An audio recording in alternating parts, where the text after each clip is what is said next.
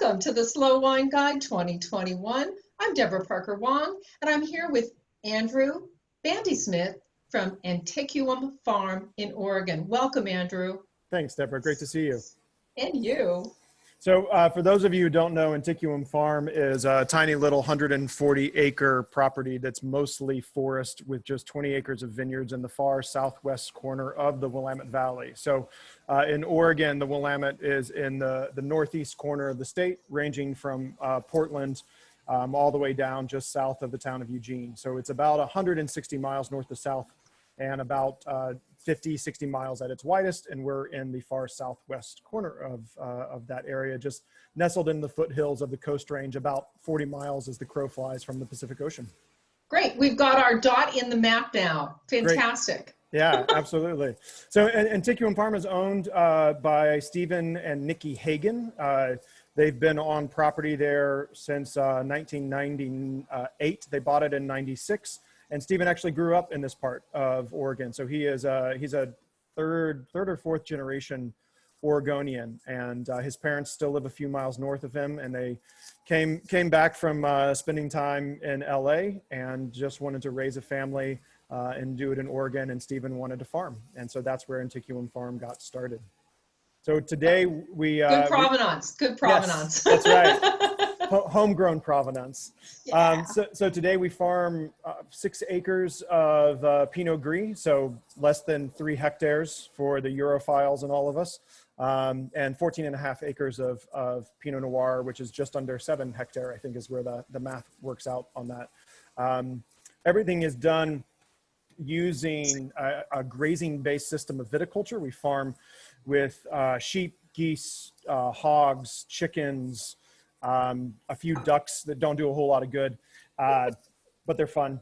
And we use all of those animals to control all of the vineyard floor management. So we've basically been in a no-till system now for about 15 years and are really intent on a perspective that terroir comes from what is under the ground and what we cannot see. Of course, the vines and the growing habits and the fruit that they produce is affected by what happens during the season, but the life of the plant is really comes to life in its microbiome under the soil, with a relationship between the roots, their fungal partners, and all of the beautiful bacteria and mycelium that grow and help to transmit all of the nutrients into the vine. So our focus is really on that part of leaving things in place and letting the vines just operate under their own power. That is fascinating. And I assume that there's not a lot of clay there, because I know that no-till and clay don't really work that well together. So they're certainly challenging. Our soil type is called bell pine, and it's true for both of the vineyard sites. So the Pinot Gris site and the Pinot Noir site are actually about a half mile apart from each other, but on the same property. The Gris is about 500 feet in elevation, and the Pinot Noir is about 800 feet in elevation. Bell pine is essentially was formed from underwater lava flows when the Willamette Valley was the Pacific Ocean. And so there is some volcanic topsoil, especially where we are, and it gets pushed up with that subduction zone. But in the Pinot Gris site, maybe about 30 inches of that volcanic material. In the Pinot Noir site, only about 8 to 12 inches. And then it's just solid sandstone underneath and incredibly friable.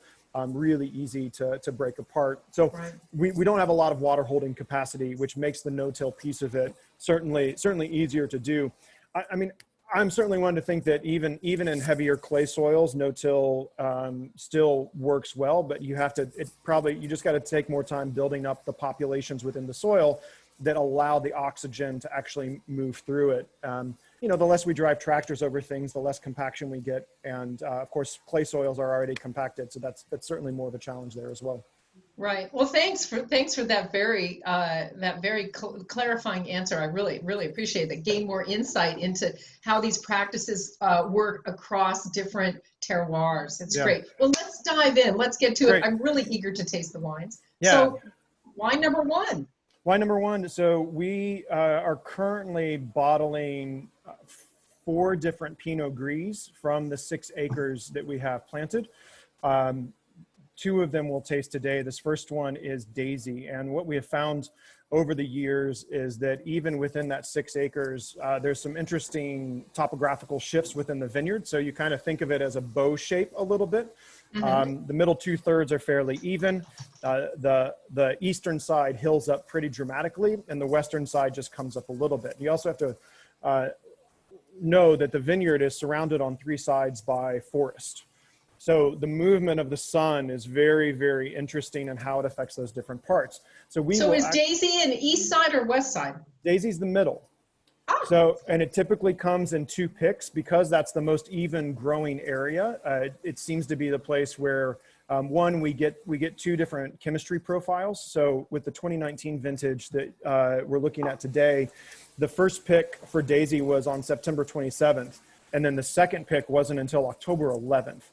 And they're 2 blocks that are right next to each other, but they ripen very, very differently. And so everything that we're doing when we look at winemaking is to use the vineyard as the primary source of information.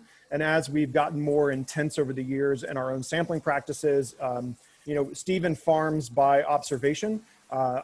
In the cellar, we work the same way and do winemaking by observation. And we're trying to connect those things more completely through the work. So because of the evenness of Daisy, we get these 2 perspectives. It comes into the winery after being picked and is just whole cluster pressed, settle out, gross lees and heavy phenolics. And then the fermentations are split between neutral French oak and stainless steel, and everything stays on lees, on fermentation lees. We're looking at 8 months on lees, and on the gross lees. Wow. Yep. No racking, no movements, everything's spontaneous for primary. The wines tend to go through ML actually before they finish primary. And then we just let the richness of them develop over time. So it's a spontaneous and concurrent malolactic conversion. Yeah, which is, certainly a scary thing when we first saw From it. a winemaking standpoint. Yeah. But we're monitoring, even in more minimalist practices, we still use the scientific data and information that we have to check ourselves, right? So, so I'm looking at VAs all the time as we're going through primary to see how far they're getting up. And they actually stay pretty steady, which is good to see, because otherwise. What would you attribute that to, Andrew? What would you attribute that keeping that below the perception threshold for that molecule? The mysteries of the universe. Okay. And that's the honest truth. I have no idea.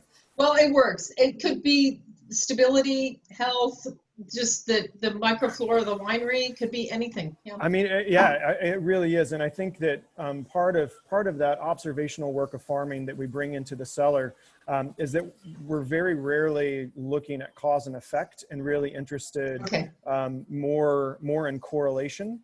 And that's part of what we've seen in the vineyard is that, in these no-till, grazing-based viticultural practices, we've seen distinct shifts in the way the fruit looks. So we often get Pinot Gris, not only that we'll see white clusters on the same plant as the normal sort of half, grayish kind of green color, yeah. Yep.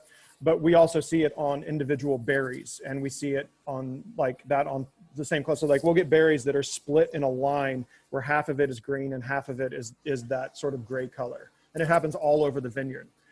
And it didn't used to. And after this no-till system was really in place for about 3 years, it just started happening everywhere. So the vines are expressing differently. I mean, isn't this when we're talking about terroir, isn't this what we're talking about? I mean, you could probably take some of those cuttings, which we never have, and go to a lab, and I'm sure that the lab would say there's some disease in here or there's some issue with it.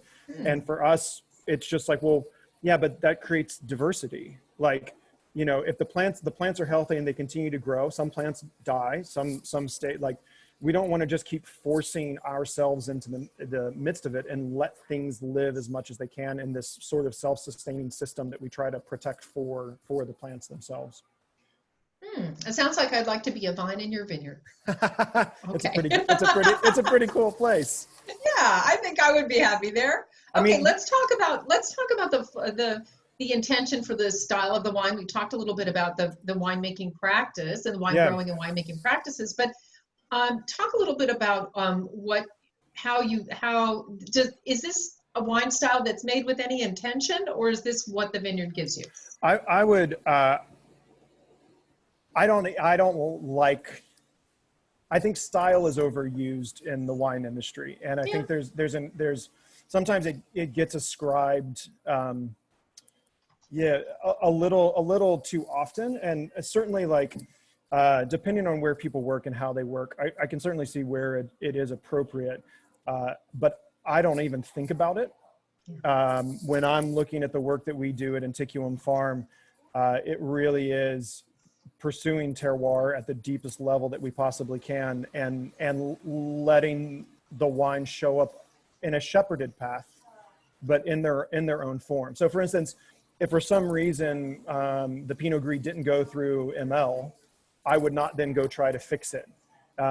Sometimes when fermentations slow down, I just let them slow down. I'm not trying to restart them. Like the assumption being, if things are healthy, they will work themselves out. So like the 2018 Daisy that we bottled was a little bit sweeter than the 2019 was.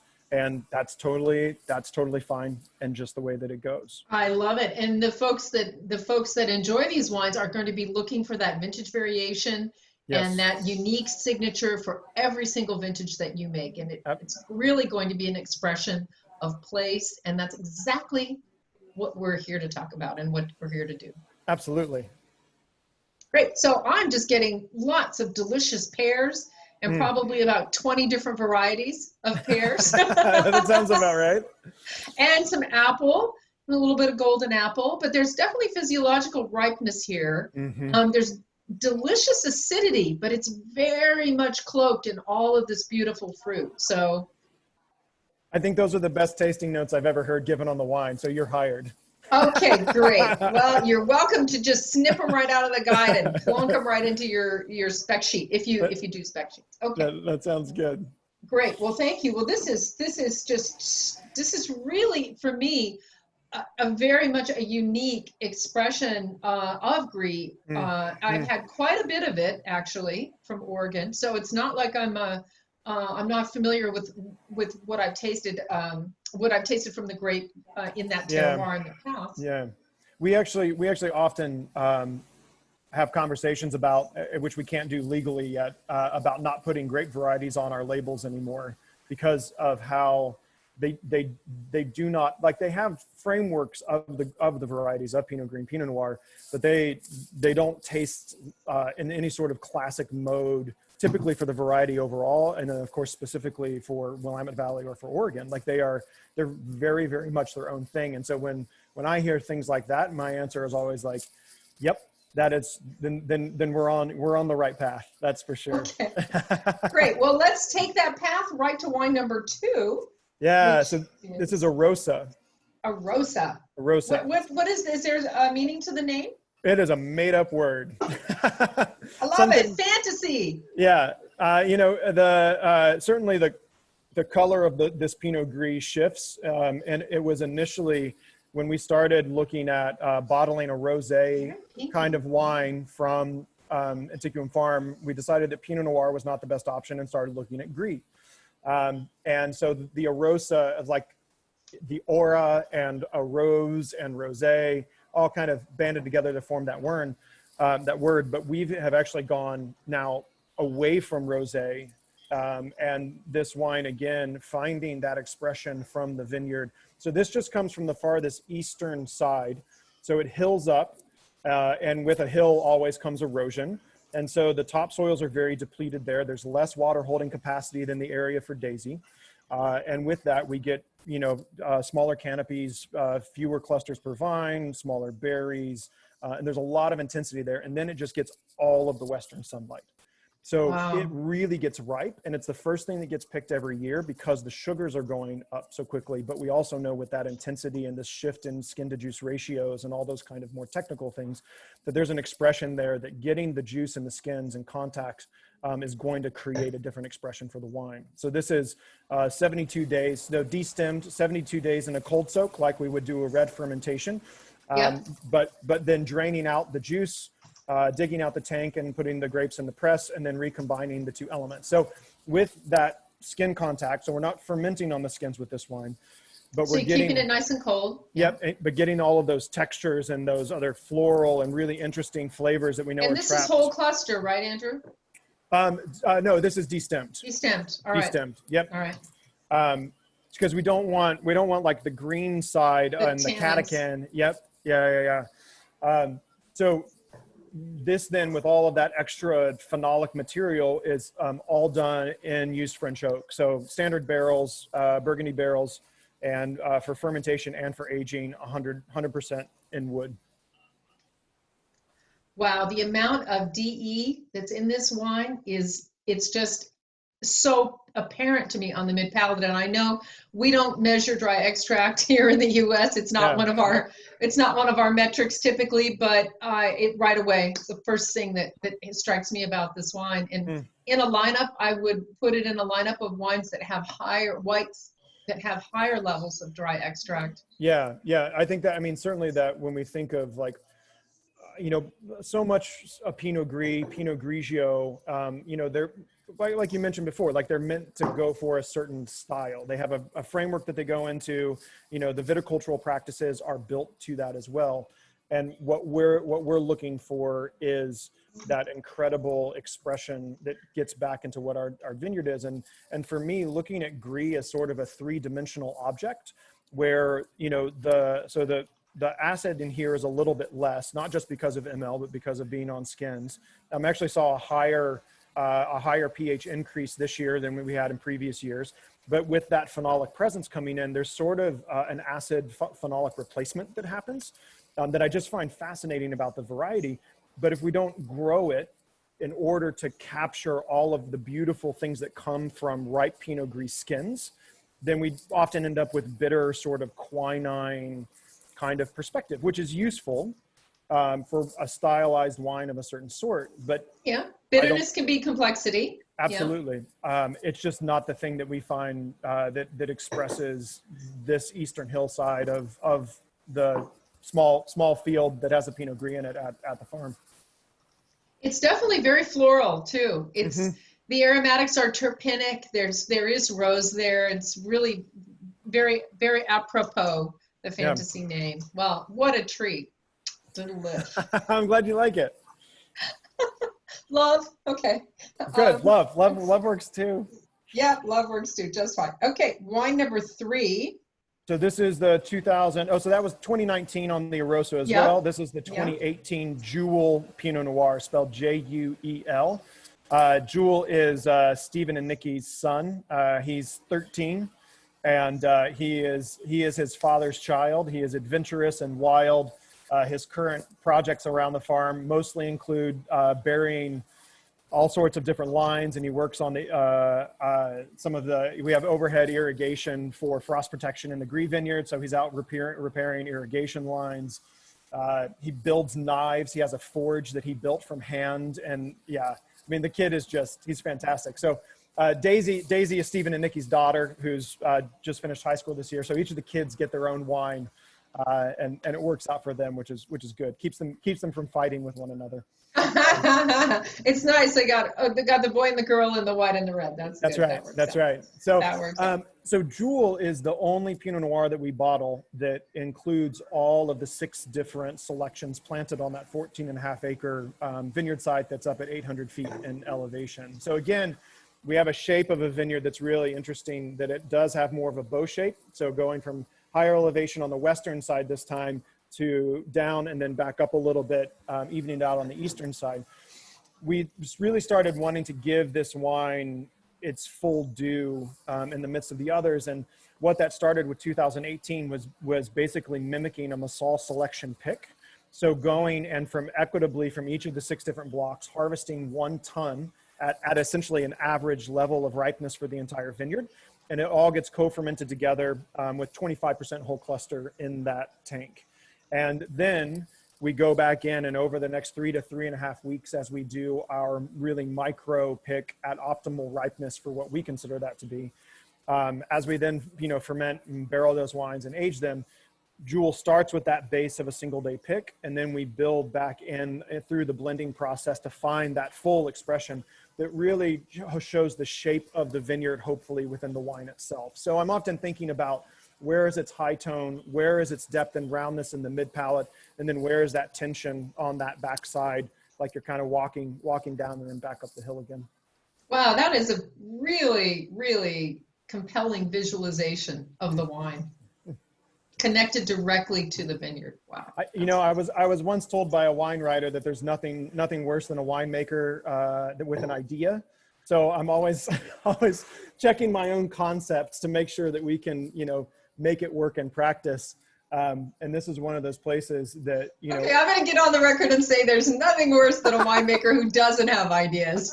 Good. I agree with you. He was a curmudgeonly old man, and we had it out for a little bit. But I think that when we're intentional about the work, and when we get into the work, and when I'm the benefit of Stephen's largesse and his incredible farming, so much so that my work gets simplified. So then we really start thinking about conceptualizing, how do we express terroir? What does it look like? What does it mean to do that? And to bring those practices into the cellar, but always with the vineyard first. Okay. Well, for me, this Pinot is really spicy. It's got a really complex and beautiful kind of spice mix on the finish, which is great. And I'm getting some brown spices, a little bit of green spice, maybe a little cardamom, a little green pepper, peppercorn, really interesting, complex spices that mean that it's not just about sweet, ripe, red fruit. No. In fact, we're in a place, it's almost a holy grail of Pinot Noir chemistry, where we're often picking at acid levels that are more akin to what you might find from Chardonnay grown in Chablis, but on physiological and sugar ripeness levels that are probably closer to modern day Napa. So there's this incredible distance within the wines themselves that we're the benefits of being able to work with, so that even in the intensity and how much fruit presence there is, the wines still stay really, really fresh and vibrant. Absolutely. There's physiological ripeness, there's complexity, and really certainly acid that's driving the train, which is great. So you see the color in that wine? Right? Yes. Right? That is basically less than 1 cap manipulation per day. So like barely a punch down, and then just leave it. So it's almost more like making tea. I think of it more as steeping. And we're staying on skins for 30 to 40 days total with Pinot Noir, which is not the way that I learned to do the work, and not the way that it's typically done. But I find that there is a textural expression that comes along with that as we let it sit, after primary fermentation is done, and just keep tasting and tasting and tasting until there is a shift in the presence of the wine. And that's when we go to press. Absolutely. So by taste. So what I see when I really assess the color of the wine is a really dark core, and then kind of a lighter meniscus out to a fairly deep water white rim. Mm-hmm. So this wine is, at the heart of it is where the anthocyanins and where the color is right at the core of the wine. Absolutely beautiful. And thanks for calling that to my attention so I can look at the wine. It's a little hard in the lights and everything. Yeah, sure. I can't thank you enough, Andrew, for taking time out to give us some insight into what goes into the liquid that's in these bottles, and for sharing your practice with us. It's really been a treat. Absolutely. So we look forward to seeing you in the 2021 guide. Awesome. Thank you. Thank you. Bye, Deborah. Bye.